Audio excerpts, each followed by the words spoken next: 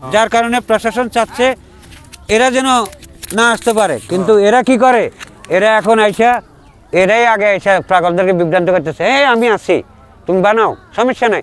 সমস্যা দেখা দিলে ওর পাও দেখা যাচ্ছে না, ও কোন দিকে চলে যাচ্ছে আমার আগেই। বাবা বাবা ডাকছে, যদি বলি তুই এখন আমি কি তোর কিরকমের আত্মীয়, কিরকমের বাবা তুই বল, তুই যদি দুইটা লোক আসি সরকারি লোক আসে জিজ্ঞাসা করে তুই কী করবি, তোর পাও তো দেখা যাবে না, তুই চলে যাবি। এমনই বুঝছেন জায়গায় জায়গায় এই আইসা এই দাও খাই বানাই কি এর হামকি টামকি নানান বিভ্রান্তির মধ্যে পড়ে যায়। কষ্ট করে বেঁচে আছি, কথা বলছেন আমল ইমান হক হালালি খাওয়া, কথা বলিনি। আমরা এই সিজনে প্রত্যেকটা যতগুলা সিরিয়ালে পাবো প্রত্যেকটায় যাব। আর আমাদের আরও পাগল বাহিনী আছে, ওরাও আরেকটা ভাগে আছে, ক্যাশা আছে, ওইখান থেকে তারা সিরিয়ালে যেগুলা পাবে ওইগুলাতে যাবে। আমরা যত কজন আছি সিরিয়ালে যেগুলা, এখানে মনে করেন বেশি দিন না তো, এখানে হ্যাঁ এরকম সপ্তাহ দুই সপ্তাহের মতো থাকার কথা। এই যে আপনারা এটি খাইতে তো খরচ হয়, এটার টাকাটা আপনারা করতে পারেন। এটার দেখুন, আমি আমার গুরুর মাজারে ছিলাম গত 2 বছর, গত 2 বছরে উরুস টুরুস করে সর্বকিছু করে আমার 10-12 হাজার টাকা রয়ে গেছে। হ্যাঁ আমি এটুক নিয়ে বেরিয়ে গেছি।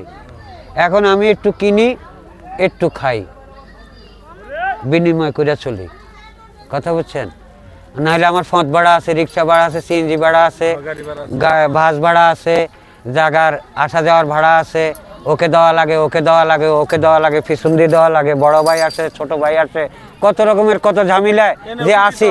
শুধু আল্লাহ আমাদের পক্ষে ফিরাউলি আছে দেখে আমরা বাচ্চা রয়েছি, নাহলে এইভাবে এ খোয়ায় রাত্র ঠান্ডায় হাত ব্যাখা হয়ে যায়, আমরা বেঁচে থাকার কথা না। স্বয়ং আল্লাহ আমাদেরকে দয়া করে রক্ষা করে, ফিরাউলিয়ারা আমাদেরকে ছায়া কায়া মায়া দিয়ে রাখে, নাহলে এই নির্যাতনের মধ্যে পাগলরা বাঁচে থাকার কথা না, কথা বলছেন। 10টা টাকা খরচ করে না, আইসে একটু বানিয়ে নিছি, কোত্থেকে ওই খেয়ে চলে যাবে, কোত্থেকে আনলাম, এটা কোথা থেকে আসলো, কিসের বিনিময়ে আসলো, কত কষ্ট করে এটা জোগাড় করতে হয়েছে, এটা বুঝে না, কথা বুঝছেন। তো যাই হোক, আমরাও সামনের দিকে ভাবমুক্তিগুলো প্রকাশ করব, সত্য ঘটনা যেগুলা, এগুলা মাননীয় প্রধানমন্ত্রীর কাছে আমরা পৌঁছাবো। আমরা দোয়া করে এই সরকার বেঁচে থাক, দেশে অনেক কাজকর্ম চলছে। ঢাকা থেকে 3 ঘন্টা বেরোতে পারি নাই, এখন 30 মিনিটে বহুদূর চলে যাওয়া যায়। আগে তো এক জায়গায় মরতাম, তো দৌড়াই মরতে পারবো। সোর সকলেই, কেউ ভালো না, কিন্তু যে খাইয়া সিলকেটার আগে তখন এ তো ভালো, দেশে কাজ করতেছে, খাইয়াও যদি কাজ করে তবু ভালো, এই জন্যে বলছে হে থাকো।